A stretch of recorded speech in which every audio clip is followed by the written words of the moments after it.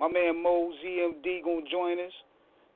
Call numbers 16199240703. This joint here is called This Time. And when we finish playing these other joint with him from Something Gotta Change, we're gonna bring him on to chop it up with us. So yeah, Bill with us, Off the Cuff Radio. We in the building, full effect. Let we go. Yeah. Y'all ain't ready for this. It's not gonna be like last time. That I promise. What you say?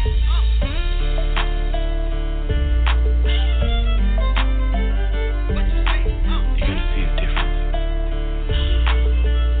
in me. What you say? Baby, I love everything about you. You are my everything. Gonna love you without no doubt. Girl, you make my heart sing. 'Cause ain't no woman like the one I got. She keep me feeling like I'm right on top. I think you better know I can't let her go. She's the love of my life, and this time I'm gonna be the man that's gonna hold her for life. Wrap my ever-loving arms around her. Yeah, this time I'm gonna be aware when you need me there. This time never gonna let you go. You got your hair all bent up, sitting in my pickup. Girl, I know you're rolling with me. They got their eyes on you, put your eyes on me. Girl, that's the way it's always gonna be. Girl, kissing and hugging, non-stop hugging. We can be forever, baby, just trust me. Girl, I'ma make up for all those ones that didn't do you right. 'Cause baby, this time I'm gonna be the man that's gonna hold you for life.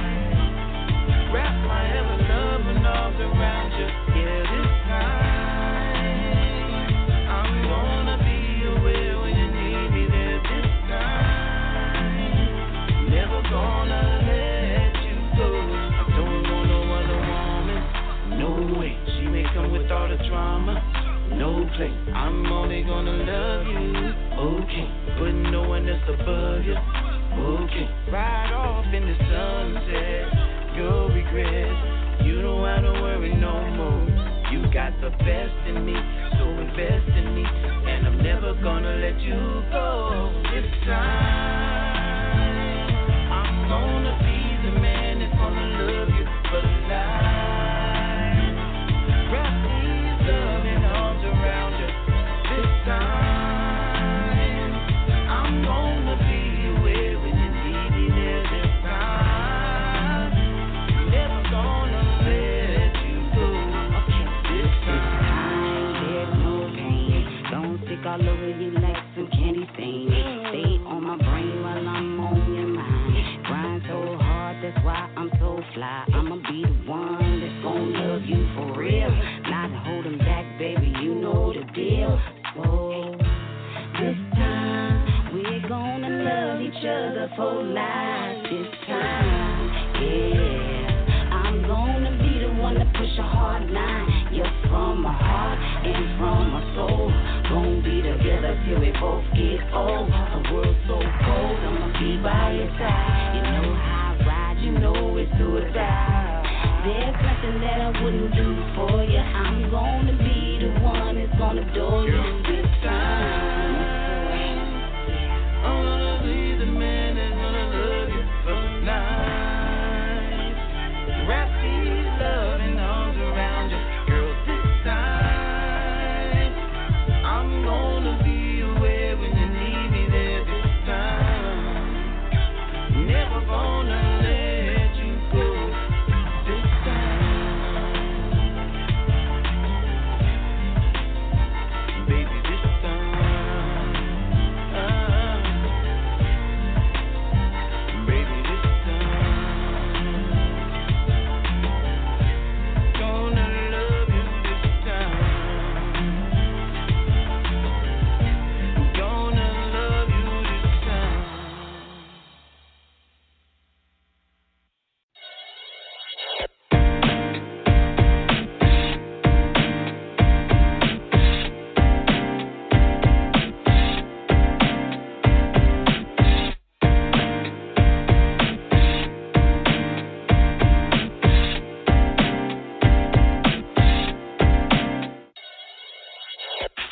Let's handle this like some adults. Better chance to communicate, better results. Cause over time, feelings accumulate into insults. And then it's up to 10 and we making no sense though. Yeah, you can pretend for a minute till it blows. Fake little bread, but your whole image is low. You wanna fight for some reason, but not the reason that would keep us together. It's like you perpetrating treason. Whatever happened to loyalty? Things change. They got the mind on the royalties of a king, man. Are you gonna listen to sense or dispense senseless mess and call it getting it off your chest? Or digress into the subject at hand and maybe both of us can understand. It ain't my plan to leave you where you stand, but if you can't comprehend, we done come to the end. Cause all I know is that whenever we be together, we make a mess of things. Don't get no better when petty things get you complaining. We're so alright, we're arguing tonight. I don't wanna do it, I'm tired of always proving this, proving that now. Better back down. We're so alright, I don't wanna fight. Gotta be inclusive, the emotional bruises. Girl, I better escape or it escalates. It's bad if you wanna, if you wanna, it's bad if you wanna. Put the whole blame on me. All night, it's fine, girl, not fine. Something's gotta change for that violence. I'd rather leave the situation in silence. While people keep on giving me guidance. And I know something's gotta change. Sometimes we lose our control and take the load of those perpetuating this flow, and we don't talk no more. Now I'm a grown man and you a grown woman. We don't need to act like kids. You lost the shine from your eyes. Part of me know that I'm part of the reason why. And the family's asking what's going on. It's been happening too damn long, and I might agree with them. I tried to plead with them just to stay at the middle, lay on the little. Guarantee she would not play me like a fiddle, and I promise no violence. I'ma leave it in silence. It's bad if you wanna, if you wanna. It's bad if you wanna. Put the whole blame on me. All night, it's fine, girl, not fine. Something's gotta change for that violence. I'd rather leave the situation in silence. Straight up, straight up, straight up. I got a lot of things on my mind. Something gotta change. No more being blind. What happened to the word love? Why it's watered down? People try to give me guidance, but they not around. Fam put me to the side while she not present. Yeah, I'm kinda losing weight cause she got me stressing. Talk bad if you wanna. You can get mad if you wanna. I'ma bend the corner. I'd rather leave the pad of silence. Trying to over talking, baby, I ain't with the violence. Cross the line, gotta back down. Whether it's wrong or right, shit, I'm not the clown. Gotta move on, get my cruise on. Hoodie on like Trayvon, going through a storm. Used to be together daily, do it for the baby. Plus, something gotta change or go crazy. Big stutter. Our conversation need to be straight. We need to stop all the yelling. Conversation is more compelling when gelling and try to settle these issues we feeling. Hey, seems like it turns love into hate. And we can correct the problem, be a statistic in the positive, show the others how to live. Cause we go from one relationship to the next, predicated on just something about sex. Instead of sticking with who we with, we checking for what's next. I'm sick of this, gotta see what else I can get. That never solves the problem to the source, leading you to divorce and child support, of course. All could be avoided in order for sons and daughters to grow up with a mother and a father. But you can jump bad if you wanna, get bad if you wanna. Put the whole blame on me. All night, we fight, girl, not right. Something's got to change before that violence. I'd rather leave the situation in silence. My people keep on giving me guidance, and I know something's got to change. And I know something's got to change.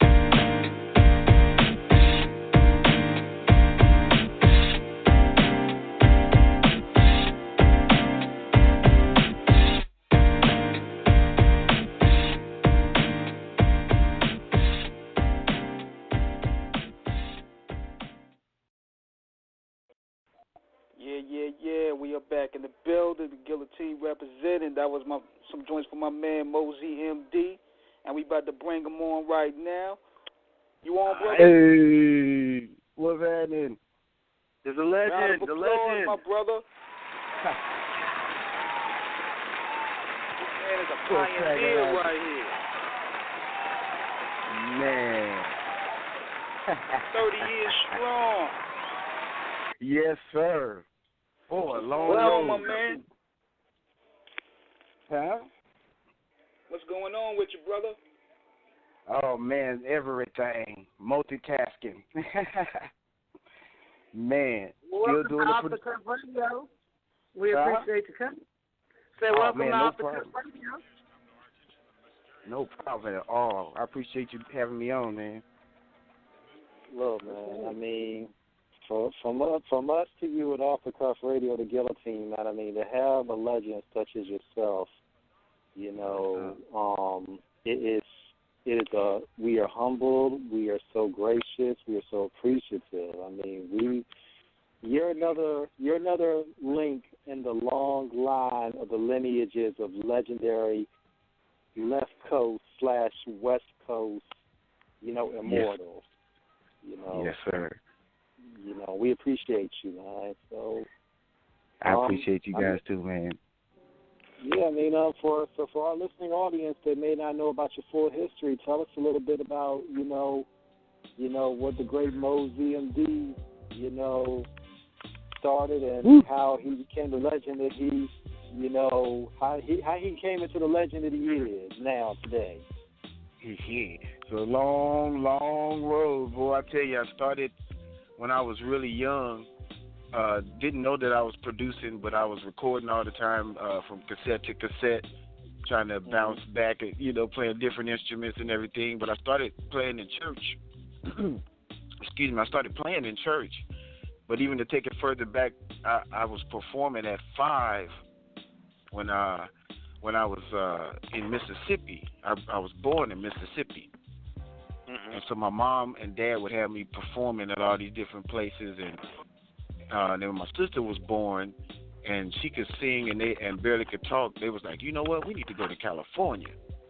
So he brought us out to California and groomed us, and we would, you know, go to church and learn in church. The musicians, you know, were very interesting to me, so I picked up on all of that and learned from them. And our choir director, she got us involved in a lot of different things. As well as Edwin Hawkins, we were singing on some of his albums. He had the seminar choirs from, like he would do a seminar for the recording, and he had different chapters of it in different parts of, you know, the states. And so everybody would come together and record, and we were part of it, and we were recording with him. And in the meantime, I was getting really interested in the production because of, like, Prince and all of that, and I started adapting my name from that. He had a drummer called Bobby Z, and I was like, I want to be Prince's drummer. I could be Moe Z. And I ran with that for a second, and then I noticed that Prince would produce different records, and he would use Jamie Starr as his name. So, of course, I had to adapt that, too. And I started going by Moe Z Star. And I guess a little time goes on, and I'm producing people around the neighborhood. And somebody asked me to play keyboards on their rap song. And then that's when I really started like, wow, okay, we're in big studios, and, you know, it's a different world. And I just really wanted to learn that. So I went back and told my dad about it. And he was like, ooh, you know what we could do? We could start a label, and, you know, we could record, you know, you guys record, we can take you to the studio and everything, and try to do it on our own. So we started trying to do that. And in the midst of all of that, these guys that I was producing with, one of them found a lady who was interested in movies, interested in us doing songs for the soundtrack, I should say. And so we started working on that, but the movie didn't end up working out. But because we got a lawyer to try to do it, she kind of hooked us up with a couple things. And the first thing was Tony Basil, who had this song called "Oh Mickey, You're So Fine, You're So Fine, You Blow My Mind." Yeah, old 80s, new wave. Yeah. Oh, yeah. Yeah. So this was like maybe 3 or 4 years after she had that cut. and she was trying to get back into it, so we started trying to work with her.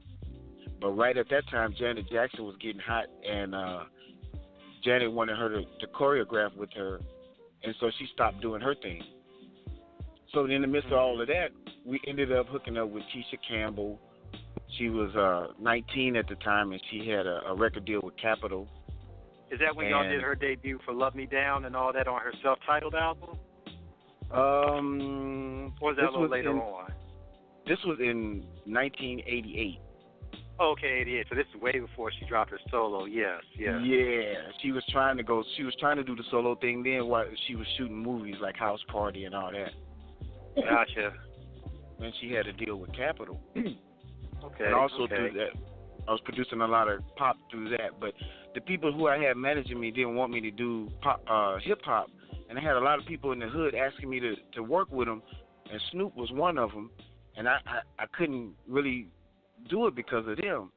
So I kind of told him, that I would try to hook him up with different people, and Dr. Dre was one of them because I ended up meeting him, and he was my mentor for a second around 88. And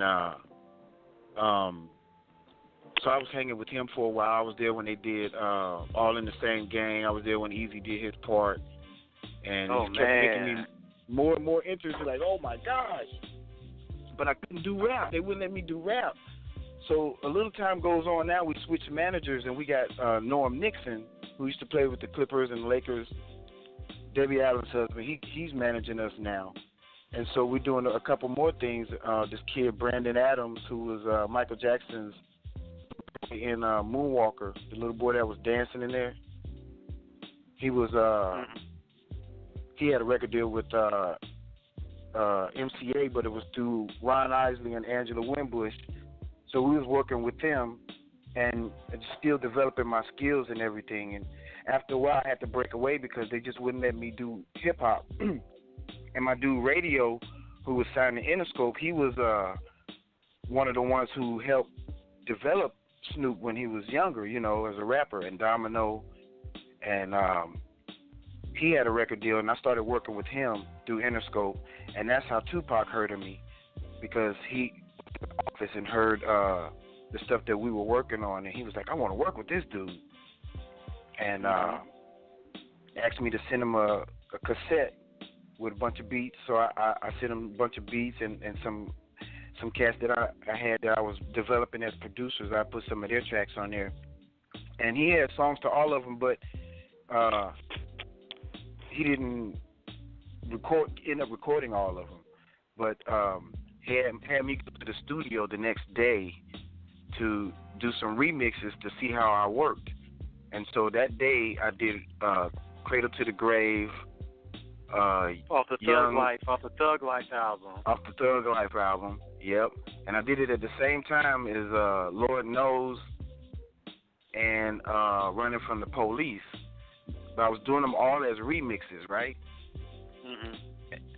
Somebody else had did the original tracks and stuff. So when they flew me to New York to meet with him because he just loved how that came out, and they took it and put it on the album.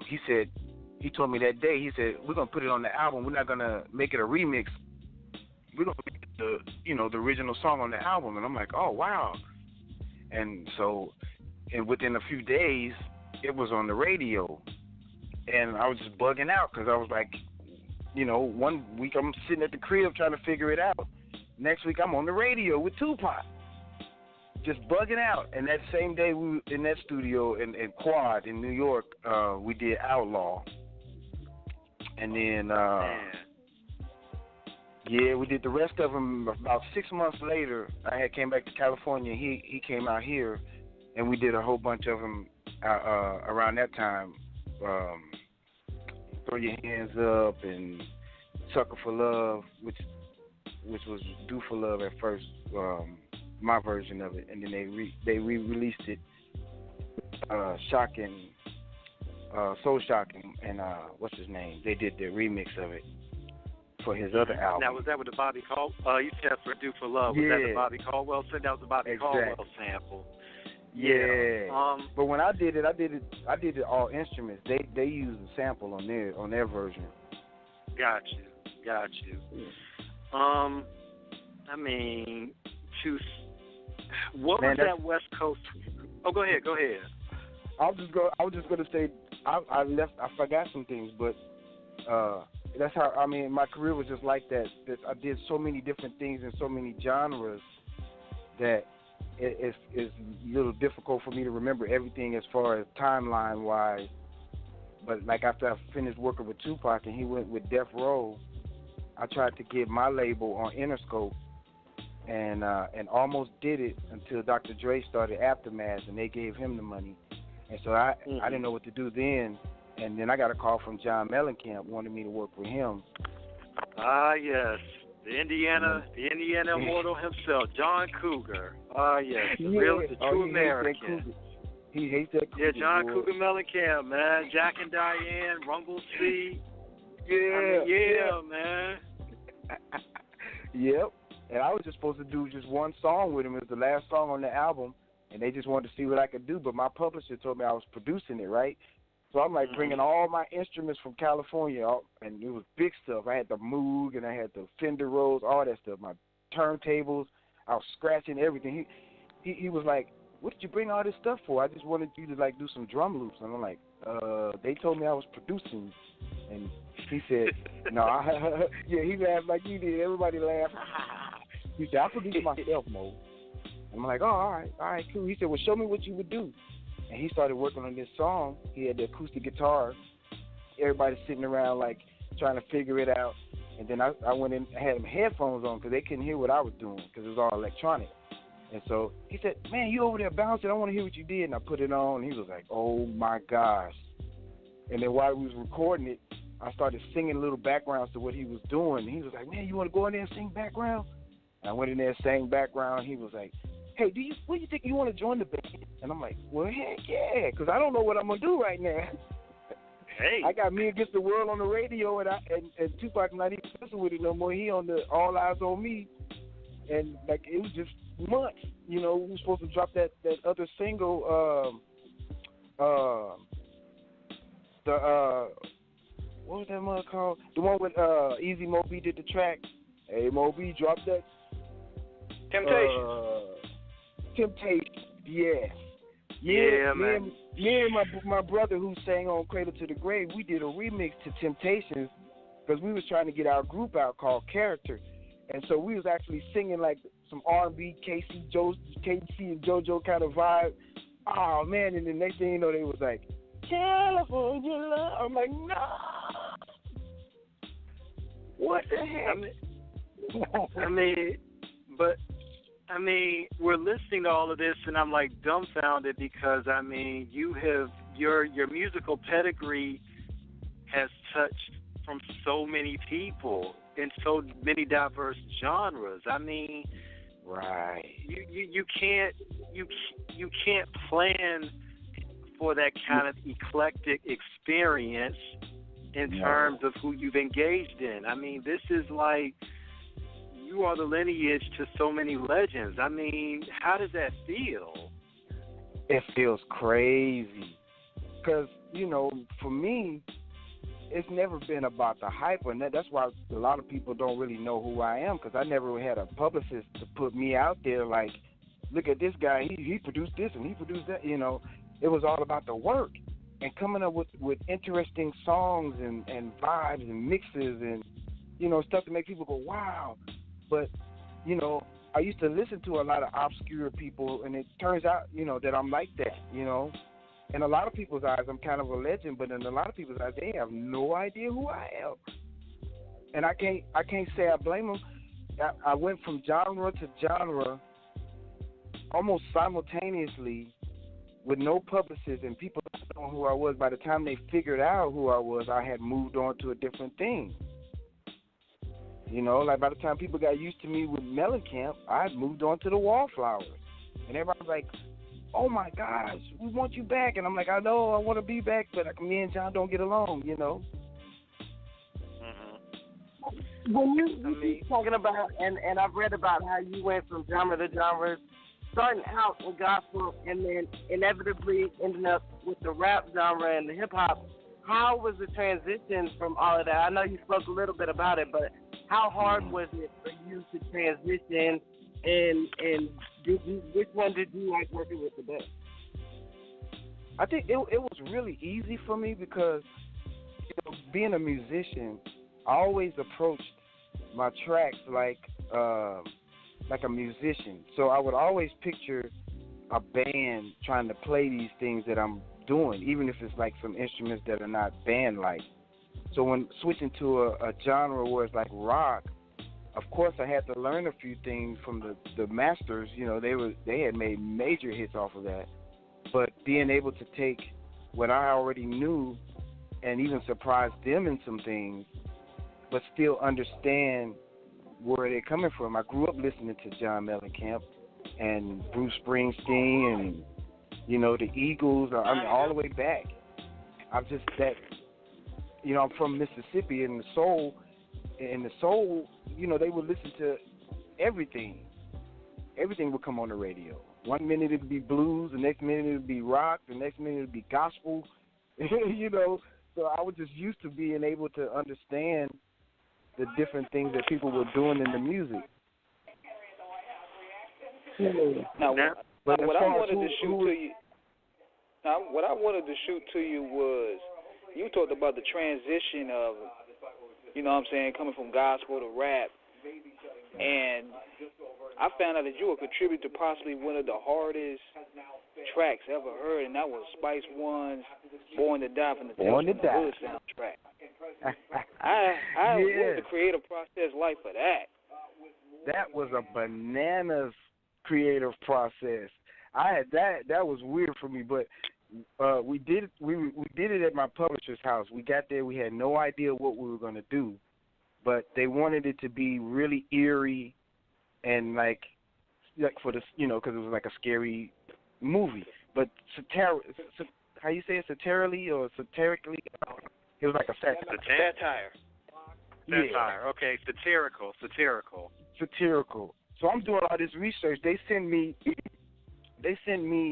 the movie without any music, and some of the scenes didn't even have any effects, but they wanted me to see what it was like to be able to get the mood of it. And so I went to the record store. Back in them days, they had record stores. I went there and got The Omen and a lot of old scary stuff, and I was just playing it, sitting at the house by myself, playing them over and over again to get the vibe of that. And so when they wanted me to do Spice One, because originally I was doing a song by myself when I got called to do it, and then they asked me to do Spice One after that. So then I went to the studio to do Spice One, and we didn't use any of those stuff that I had. We still created that vibe where it was, scary. But Spice, he likes to be involved with his music and everything. He want to make sure it goes how he thinks. But I kind of think in a big picture kind of way. I hear something and I go, okay, now I got to put all the little pieces together to make that puzzle. And so when I'm doing little things, if I'm not filling in certain things, he try to, tell me, fill in this. And, so it was a little struggle on trying to work together on that. And even when I was doing the bass line on that, he actually stuck his finger on the keys, and it was like like that. And we even left it on the song because it sounded crazy. But it was just, and then it took him like 2 days, I believe, to write it. We were kind of like bummed out. I was used to people in the hood, they would write boom, boom. By the time I finished the track, boom. Pac was like that too. But what really made it kind of hard is after we finally did it, and I was planning for the Outlaws at the studio. As soon as she said, "My cat screamed fire," they said, "My bullets don't shoot that motherfucker, you know, and started rapping the whole thing with him. And I'm going, "What? What happened?" Oh, that was the song that him and Pac did together. And I'm like, "Oh, what was going on?" Oh, but it came out good, and I ended up doing the hook. We didn't have a hook for it. We didn't have a hook for it at first, and your boy was trying to get more money out of it, so they was just like, "Can we do this, without him coming back?" And I'm like, "Man, just let me go do the hook." So I went in there, and I did the holes in the chest and one to the dome. He already had the niggas got the slipping in your ass, and so, and then they slowed down my voice, to give it that real deep devilish kind of sound, But that was a crazy record. In fact, I remember too. After we finished that record, they called my boy Keith Clark back in the studio because I couldn't make it. They brought him in the studio to do the gunshots. The pow, pow, pow. Those weren't in, we didn't originally use that, but they wanted those in there, and I said, well, I want my boy to go do it because I trust him with it. He got gunshot sounds and it's all good. But yeah, and then they ended up they did like a freak remix of that mug to use in the actual movie, and then my song with my group NGN is at the very beginning when the movie first come on and they getting out of the car, and he goes NGN motherfucker. That's my group right there. So and yeah, I was doing that simultaneously as the working on the Outlaws album, but they was called Dramacidal, and Pac was in jail, and I think at the same time too I was working on Yo-Yo's song for the Panther movie, because all of that came out in the same year. 1995, yes. And at in the beginning of the song it said 1995, something like that. How am I keeping it live? Yeah. So it was, wow. And it was just, and I'm still every Sunday still playing at church. How about that? Hey, hey, get the Holy Ghost. Yeah, man. I think I was freaking them out though, because I took my Tales from the Hood plaque, proud, and the Tupac plaque, and they were kind of like, okay, that's got a skull on it. That's got a skull on it. And going into your creative process, you work with like a lot of artists, legendary artists, and a lot of people have different stories about how Pac was in the studio. Like, was he like real and ambitious? Like, because if you ain't had a track for him, he'll kick you out. We heard the stories, Was he really he like got to that a point with where you? With me, he was real patient because he really like looked up to me. Like he really took to me like I was guiding him. Like what a producer really should do. A lot of producers will go in there and make the track. They don't really know what's going on. They just kind of like, you got an engineer. They make the music and then they let the engineer do the thing, and they might go and mess with the buttons a little bit, but they don't really know what they're doing. But because I was trying my best to train as an engineer as well, I was able to be a better communicator between, the music and the engineer and the tape, as well as being a communicator with Pac. I make the track, and while I'm making the track, he has the lyrics done and practicing. You ready, Moe Z? You ready? I'm like, yeah, just about. I got to lay this last thing down, because you had to lay down everything piece by piece back then. And he was patient, and he'd do it, and he like, don't worry about mixing it right now. Just do another track. I'll write to it, and we're just going to try to do it like that. Because at first we would do it, and we'd leave. We'd come back the next day, do another song, and then we start cramming like 3 songs a day. Dang. But he was fast. Actually, you know what? Towards the end of it, when I would be in one studio, he had 2 other studios. He bounced back and forth between all 3 and just make songs all night. Dang. Yeah. So did he put you? I was about to say, did he put your work ethic? Did he make you work harder, or just trying to keep up? No, I was used to that. That's how I worked. I always was at the crib, and like I get people in and do sessions, and like we'll start a song from scratch, and in like an hour and a half, I'll be sending them on the way with a cassette. They're like, man, that was fast. And it's just, if you know where you're going and what you're trying to do, once you pick up the vibe, it would always be easy. A lot of times it takes a long time trying to communicate what the artist wants, and that's where you go back and forth. You're like, well, just let the producer just make the beat, and then he make the beat. The artist's like, oh, I don't like that beat, And we didn't have that time because he would always communicate. All right, Mo, like for that Young Niggas track, he brought a cassette tape with Cameo, and he was like, hey, take this and flip She's Strange. I was like, oh, all right, cool. And so I went back to the crib. My stuff was kind of broken, so I went and used my homeboy that was one of my partners. I used his equipment to program it on it, and then we took it back to the studio the next morning, and, you know, I got him co-production on the thing. My Pac was happy. I tried to get my godbrother who did Cradle to the Grave to sing on it. He was too busy. He had to do a talent show or something that night. Pac was like, "What's that nigga? I like G Money better anyway." It brought G Money back, and G Money came and killed it, and my sister, and yeah, it's like super fast, you know. I think that day we did three songs that day, just moving. And they all be consistent. That's what's so impressive about them.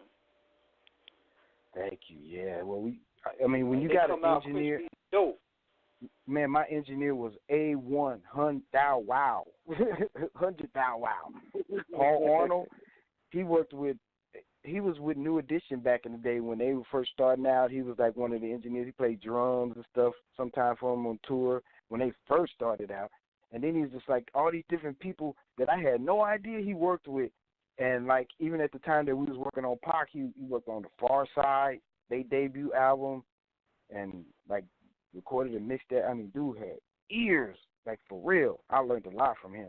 But and on that on the I know specifically the Me Against the World project because I wasn't there for the Thug Life one to the end, but the Me Against the World one, it was a lot of great engineers involved in that, and basically Jimmy Iovine was, you know, coaching everybody. And what's his name, Tom Wally, coaching everybody on how to make it sound, and the engineers will sometimes go in and do stuff that we're not even involved with or even knew about, you know. Like the Lord Knows, that version on the album is 3 different versions put together. The version, the original one, yeah, it's the original version that had Y and V on it. YNV, the girls that sing Chocolate, yeah. Mm-hmm. And then the second version what I did, we got G Money and my sister and my cousin Kenyatta. And then another version where Tony Pizarro did, he, you know, changed the music a little bit. They blended all of that together, and they had my sister and them singing backgrounds, but not the ad-libs. And they had, I guess, Natasha singing the lead, you know, the ad-libs and stuff. And it was just like, wow, man, I didn't know it was going to turn out like that. I had a couple of instruments in there, you know, but really it wasn't like my full production. That's like a true collaboration in one song. That's a true collaboration that somebody else was producing, basically, that we didn't know. Wow. Another dope artist that I've seen that you work with, and I feel he's very underrated, is Lil Half Dead. Oh yeah. Oh yeah. Yeah, 12 Pack of Doja. Yeah. I know Half Dead since we was kids, man. His whole family and everything. Nate Dogg and Bush Cassidy, all of them from childhood. And when I came off of, I think the last thing I had worked on before him was with Michael Jackson. I was one of his producers before he passed, but didn't get anything out. Just wanted to say that for any of the people that's listening. I wanted to come out. But yeah, but anyway, no. But I came back to California, and my dude, Mr. Greenleaf, hooked me up and said, "Hey, yo, man, Lil Half Dead looking for you, man. He's trying to work on something." I'm like, "All right." So we hooked up and worked on the project, and I think I did about 8 cuts on there, and mixed and mastered the whole thing. It was cool. It's a cool album. Dead serious. One of the coldest West Coast releases ever. Man, thank you, man. Thank you. I mean, but that whole era of the '90s. I mean, you know, especially with Pac, you know, really rising to prominence because I mean, when he did Me Against the World, this was right before he went into prison. So obviously, for the '90s, you know, the panache, the passion, the aggression. I mean, what was it like just seeing him in a situation where he knew his imminent incarceration was there? Oh man, it was tough because all he kept talking about was either going to jail or somebody killing him. And he was putting it in all the songs and everything, and he was just talking about it. Like, we gotta get this stuff done, man, because I just want to be prepared, man. You know, my family can eat and to get the message out, and each one teach one, and you know, he was just really amped up. Got to get this out. And I heard after I worked with him, he was more so that way. Like you say, he was kicking people out of the studio. I didn't even know that. He was worried about he was worried about dying and not having that money to help everybody out. And he didn't want to die. You know, he didn't want to die, especially just trying to be who he was and teaching people different things, but getting into it with all these different people on the side, man, it just was bananas, man. Especially when he died, I felt that took like a huge, like the heart and soul out of hip hop for a long time, and it's really to the point where it's like it never really recovered. Like you can see it slowly recovering, but he was a strong dude. You know, he was a strong dude, revolutionary, and that just sucked the life out of the culture for a long time. Yeah, and I think people are going back to the basics of lyrical now. You know, the ones who are not necessarily getting heard as much, but even some of the ones that are getting heard, it's like everybody wants to be lyrical now, and that to me was the basics of real hip-hop is you try to have the best lyrics, and you can, you know, and of course you want to have a message. You don't want to have an aura about you where you just this one thing. You want to be able to talk about life. That's the thing that Tupac brought was he was able to talk about life in all different aspects. From, you know, Lord forgive me because I smoke weed, you know, took the bitches this and that and big bill, you know, and all that, to teaching them how to deal with in a situation where people can relate with their mom and loving their mom so much but going through all these things because, you know, she was on drugs, and, you know, it was a lot of different things he brought to the table as far as that. That's what rappers don't get. When they say stuff like, I'm better than Pac, they just listening to his cadence of how he raps. And a lot of times, Pac didn't try to be clever with how he was delivering the cadence. Sometimes he felt it, and it just was automatic. But I think it was more important to him to get that message out than try to do the cadence. And there's a lot of these people who do a lot of good cadences, but they ain't saying nothing. And they just talking about, you know, some of the stuff that Pac talk about, just one level, and feel like they talk about it better than him because they got a new lingo and it's a new age and the pants are tighter. You know, it's like, I don't know. And I think, too, a lot of it is they just want to name drop and mention him and try and compare themselves to him, whether they really feel like that or not. True. Give him attention. True. Yeah. Yep. But definitely when you look at the inspirations that Tupac had, you know, and his legacy still endures today, you're looking at an individual who, you know, as you said, was not the most lyrically complex individual. But when you look at him, where he may have not been the most complex, he has such a passion. He has such a sincerity. I mean, songs like Dear Mama, you know, like his verse on Cradle to the Grave with Thug Life, you know, on I mean, Pac had everything from being the thug poet to the pimp player to, you know, all out gangster gritty, if that's what it came to. I mean, the dude was well rounded, right? And the authenticness was you could feel the authenticity articulated through the art. Mm-hmm. Yeah. Very well reigned. Yes. Yeah, because you're making a record. When you make a record, you're not necessarily. This is the thing about hip hop to me that kind of bugs me out.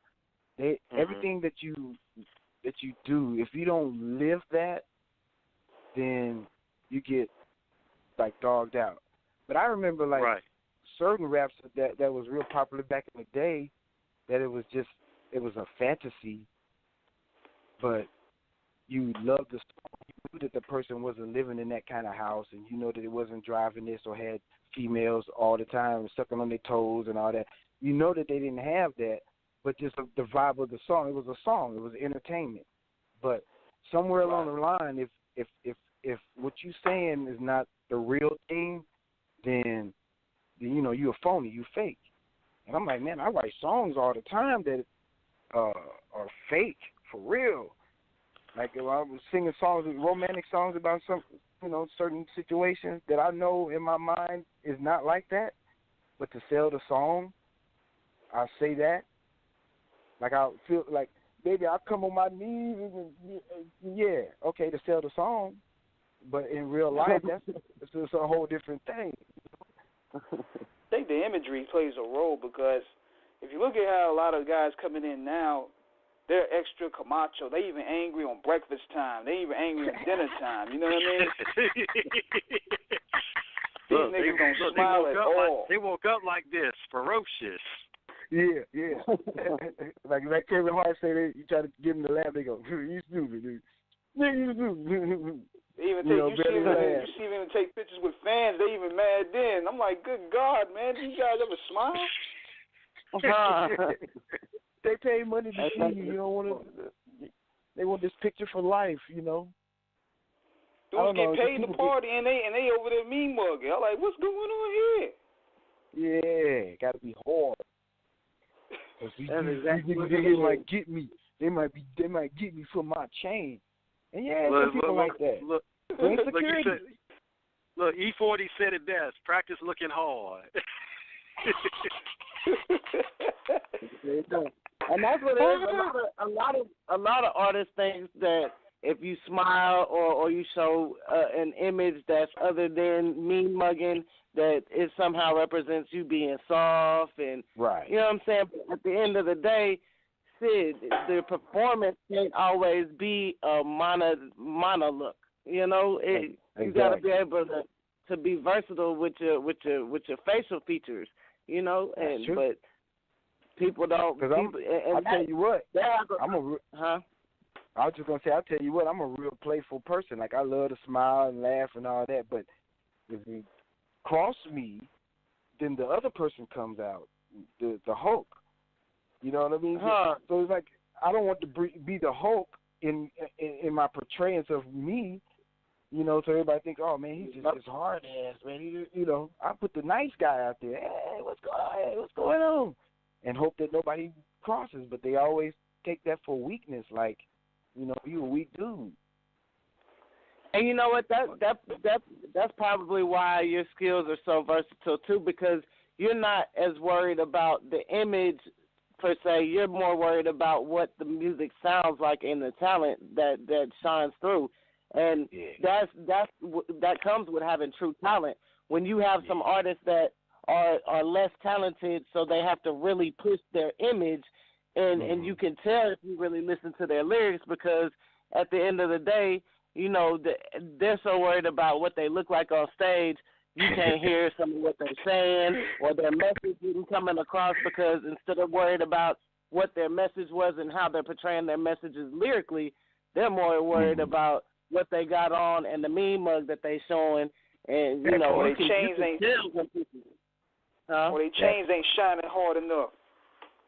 Yeah, exactly. You can tell when it's just like modeling. When you're thinking so hard about what you look like, then the presentation of the whole talent itself isn't up to par, because you're thinking too hard, and that's what a lot of these artists do these days. They thinking so hard, the shit turned into mumble rap. I can't imagine any of them really practice. Like when I was growing up, and we were doing shows up in Hollywood. My dad funk house shows, and we had Jamie Foxx there before he got famous, and Yvette Wilson, all these people like doing that. We all practiced. We would practice at the crib. We would practice before the show. And, you know, a sound check. It was a show before the show. Like everybody's clapping for each other, getting sweaty and all that. but you have to make sure your presentation was like on point, because everybody, they don't want to come and pay and be bored. You know? And that's why we had better shows back then. You said you hit it right on the nail. That's exactly why when you went to a concert back in the day, it was a real concert. You got a show. You weren't mad at paying the money. These days you're paying $150 to be bored as hell or to see a bunch of dancing, but none of the singing that you came out to see. You got people lip singing because they dancing too hard and they don't have any breath for the performance. Back in the day, they had to have enough of a balance to be able to put on a damn good show, and you could tell. That part. See, and I'm bringing all of that back. That's what I'm trying to bring. I'm trying to bring that whole work ethic, not necessarily the vibe of that era, but just the work ethic to be able to make the best shows. I'm going to have a full band with mine. It's going to have horns, violins, like a couple of violins. Back there when the fire days. Oh my goodness. Yeah, because that's my band right there. Those are my bands right there, and if you're able to like take your energy and put it on record, and then go live and give them something live, you don't want to hear the same record live that you hear, like, you know what I mean? Give it a different energy. Prince, that's why Prince was killing him, because he everywhere he go, he played part of his songs. He had 1 million hits, and he played like part of them, and then go to some funk stuff for like 20 minutes, because they was musicians, you know. And you just like, wow, I don't know what to expect. I'm not going to come here and see the same thing. I was watching an old Prince clip about a month ago, and it was from 1986 with his show. I think it was Sign of the Times. He did a live performance, and they showed it. And this nigga gets on the damn stage and starts playing the drums. And I was like, I'd always knew that Prince, and I knew Prince could play like 35 different instruments, but to actually see him play the drums, I was just... I mean, but the energy he had. I mean, you had what was it? His girls. He had Wendy. Lisa and Wendy. He had Lisa and Wendy. You know, you had the whole band, all of them, and I mean, it was just. I mean, that's what we're missing. Go ahead, Chinchilla. Go ahead. I was just going to say, back in those days, that's why they recorded live shows and could play that on the radio, could play that anywhere, even sold tapes back then, not CDs, but tapes, of the live recordings, and you would have a variety of the same song, but different ways of listening to it, even on the radio, because the shows were that good, and you could damn near put yourself in the live show listening to it be recorded. These days, they couldn't do that shit. You wouldn't hear a damn word. It would have been some trash. Nobody paying for a live performance on radio or wax these days. It's not happening. But back in those days, it was good enough to do. I'm going to flip y'all wig for a second. Morris Day, right? Little Half Dead and Snoop called me, and they're like, hey, Mo, remember back in the day you used to do the time kind of shit? And I'm like, oh, yeah. They're like, what'd you do, write a song for Morris Day? And I'm like, what? Okay. So I wrote one, sent it to him. Morris was like, when we recording it? What's going on? And Snoop said, no, record 2 more. I'm like, okay. And I recorded 2 more. And he kept saying that. He said, try to get it up to 10. By the time I got up to 6, Prince passed away. And I'm like, oh, no, this is crazy. Oh, you know, and I'm like, I got to write a dedication song for Morris to sing for Prince. And so I did, and Morris, he told me he didn't want to do it at first because he was like, you know, I'm the cool cat. I'm the one that like, you know, fun, but that is my brother. And you know, our first records, he told me that the first time record was all him and Prince. Morris would play the drums, and Prince would play everything else and kill it. And then they was like, we need to make it a group. And they brought in Jimmy Jam and Terry Lewis and all them and made it a band. But it was really just Prince and Morris. And that blew me away. I was like, wow, okay. And he said, now I just want to tell you, it seemed like you was there with us when we were doing it because the music you did for me sounded just like back then. Like, well, because that music influenced me. I was y'all. I was Prince. I was you. You know, when Prince was wearing the lace and stuff, I was like, I got to be Morris because I got to wear the suit and stuff. I can't really do the... Could do the heels a little of that. I can't do the booty out. I can't do the booty out. You know. only man that could wear, like there was a running joke about Prince. He's the only man that could wear high heels and take your woman at the same time. At the same damn time. And be shorter than her too. Come on. I mean, look, we miss Perp God because Prince was Perp just, God. That's the name we got for him. We coined that for the night. I mean, Prince was just one of a kind. We will never see anybody like him again. You know, in terms of the composer, the producer, the performer, the writer. I mean, Michael was great, but Michael won't play no instruments. a little bit. He was playing a little bit, but not really. Not really on the records, like demos and stuff. He would play some stuff just to give people ideas. But he could play. I think he could play piano. Okay. Yeah. But Prince was more like, I'm gonna do it. And that song that I wrote for him called "Over That Rainbow." It's on iTunes right now. And the video is on YouTube if anybody want to check it out. Dedication to Prince. The album is not out yet, but they released that like a year ago. Y'all take it too long, Snoop. Get on board, Snoop, so we can get that track. We can push that joint. Man. While you shout out your social media, put all your other social media on where everybody can find you on social media, where they can find any of your work, all of that. I'm on Facebook and I'm on Instagram. Both actually on Facebook is Moe Z MD, MOE, and then ZMD, and on Instagram is Moe Z MD, the other doctor. Oh yeah, that's why I forgot to tell you about that story. How I became Moe Z MD instead of Moe Z Star. Okay, let us know. We got a little bit of time to squeeze in, so let's let us know. That in. It's a quick one. Oh, I was just hanging with Dre. I was like jealous because he was doing all this stuff, and he was like my favorite producer at the time. I'm like, man, I want to be a doctor like you, man. And he was like, oh shit, Moe Z MD. And so I rolled with it.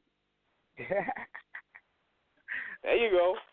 That's it. Wake up.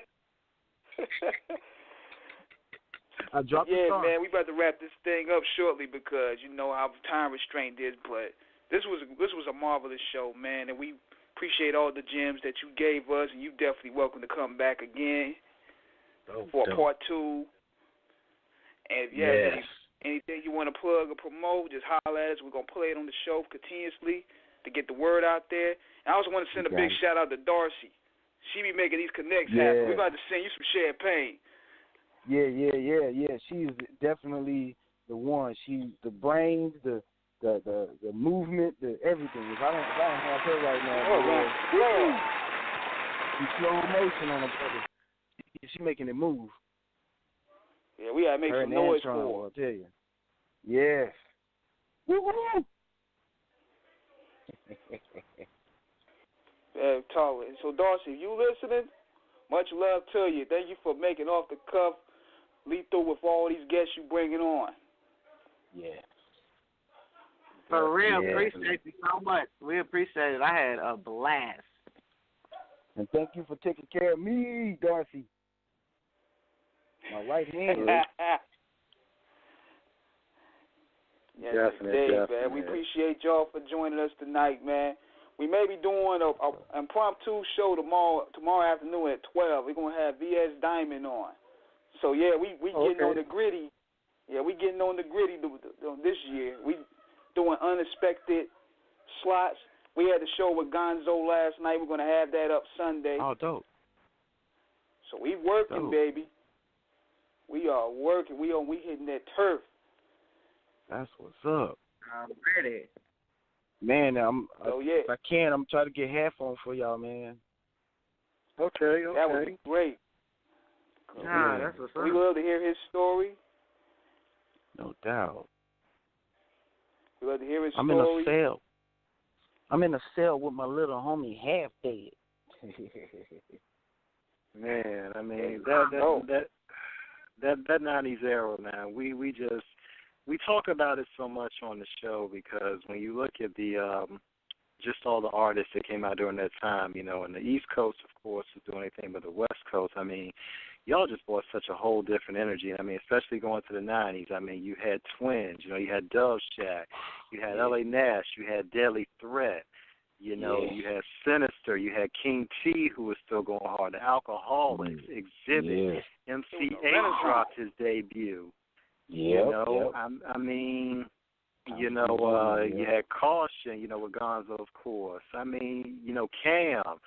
I mean, Yo-Yo. I mean, y'all were just DJ. I mean, I mean, it was just Lynch Mob. You know, Gorillas in the Mist. I mean, that's right.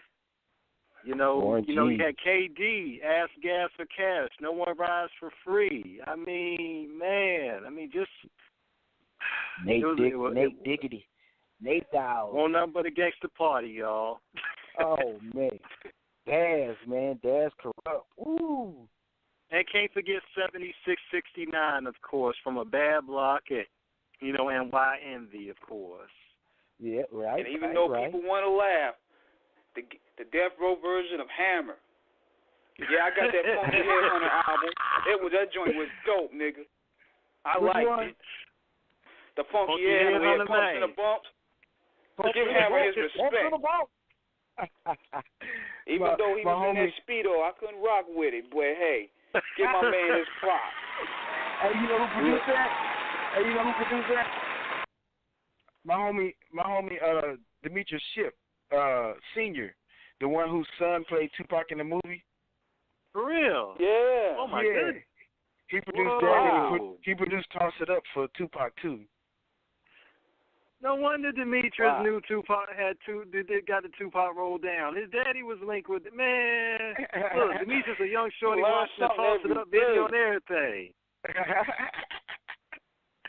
Man, Demetrius was doing a whole lot of stuff. He was working with Teddy Riley and all that. He was on all them hits with Bobby Brown and Michael Jackson. Remember the time, all that stuff? Michi been around, man. I know him since he was young too, from Long Beach. LBC City, stand up. Man, that's what. It's a lot of us. What a connection. Man, look, we got nothing but love for the LBC, you know, from all sides of it, man. I mean, you know, it's, you know, I mean, man, that's, wow, man. That's, I mean, I mean, yeah, we had to put some respect to Hammer's name, man. Cause we getting tired of that. We gonna bring it back for him. Yeah. Look, he even found time to beef with Redman during that period too. Man, Hammer showed him how to do a show. Hammer showed him how to do a show, boy. Look, man, my cousin years ago went to a Hammer show. This was maybe around 88, 89, and he was like, that's one of the best shows he had ever seen, ever. Mm-hmm. But during that 90s, during that 90s era, but Hammer was known for, like, it was expensive. We all know the story, but, you know, Hammer could put on the show. That money gonna last. Yeah, you always think that money gonna last. Hammer took care of the hood. Yeah. And they were like he topped out at $33 million during that time. You know, which is 90s money was like an insane amount. But you know, things happen. But Hammer for the time, you know, a lot of people crack jokes, but I'm like on the low. Hammer also was the one that opened up the commercial opportunities for hip hop artists. Right. In terms of, you know, making it more accessible to the mainstream. I've always said, you know, from my humble opinion, hip-hop when you're looking at the transition phase from when it started from, you know, in earnest, the mid-1980s to the late 80s and early 90s, we saw gangster rap really becoming prevalent. And even then, rap music across the board was still considered an underground phenomenon that was more identified with the urban culture, that was not meant to be commercialized into the mainstream. I think that's why Hammer, from when he progressed into his career, because when you listen to the Feel My Power album in '87, this is his debut. This is like it was straight up Bay Area funk. When he went to Please Hammer Don't Hurt Him in 1990, that's when you kind of saw the commercial element come into the music, which while it created the success for him, paradoxically, it also caused a lot of consternation among his contemporaries for what they considered, like Ice Cube spit on True to the Game. You was hardcore hip-hop. Now look at yourself, boy, you done flip-flop, giving our music away to the mainstream. Don't you know they ain't down with the team? But we can never discredit Hammer, and we should always appreciate for what he gave us. In terms of he opened up the doors for a lot of people. Entertainment, yes. Yeah, man, definitely. He opened up the doors for a whole fashion line. When you had the Hammer pants and everybody was going out to buy the Cavaricis, when Cavaricis became good, them ugly ass pants. But back in the day, I had me about 20 pairs of Cavaricis because they was Hammer pants. Oh Lord, poking out the Hammer dog, poking out to everything else. That man opened up a lot of commercial doors. The only thing I didn't kind of like, well, he was, he did the fried chicken commercial. He would dance for chicken. That's the only thing I ain't like really. I ain't really co-signed, but hey, we give him a pass. The KFC commercial. That was considered a.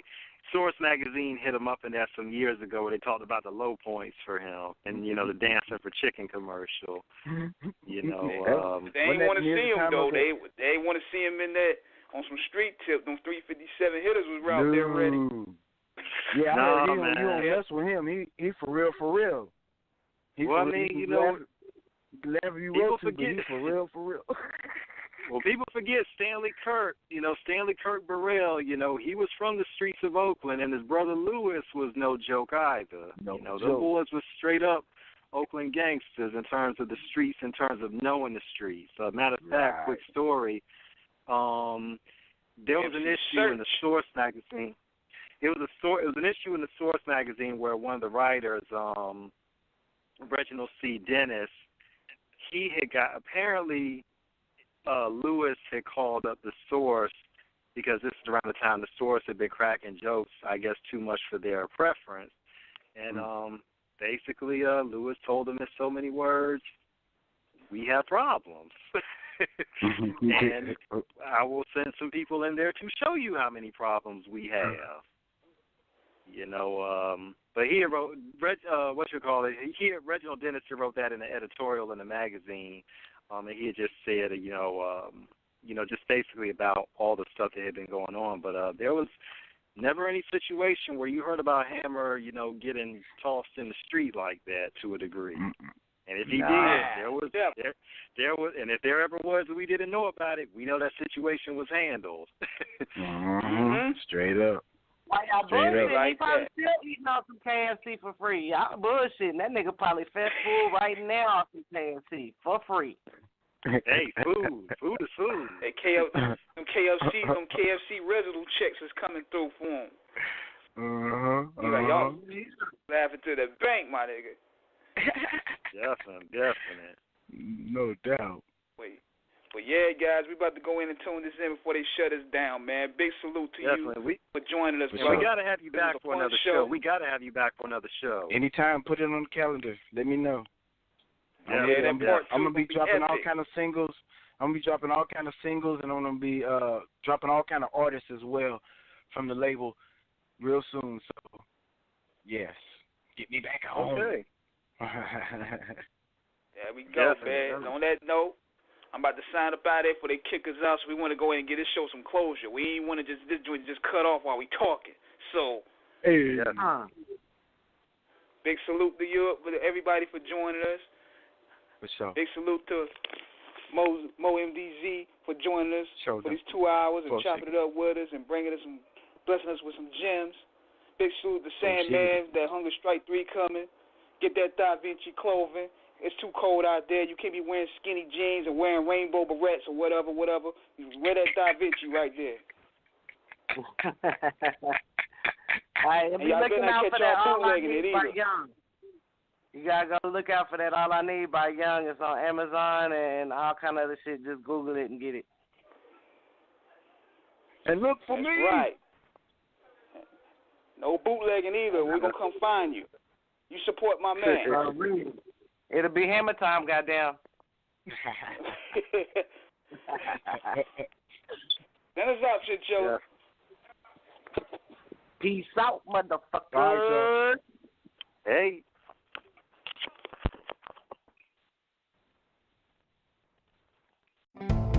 Put a new face on an old kitchen. The Home Depot's cabinet experts can reface your kitchen cabinets for a mini makeover in a fraction of the time. And right now, you can get an extra 15% off. Our licensed local experts can get the job done right away. So don't face another year in an outdated kitchen. Try refacing it. Get huge savings now, only at the Home Depot. More saving, more doing. Offer valid through January 24th, 2018. License numbers available at homedepot.com/license numbers.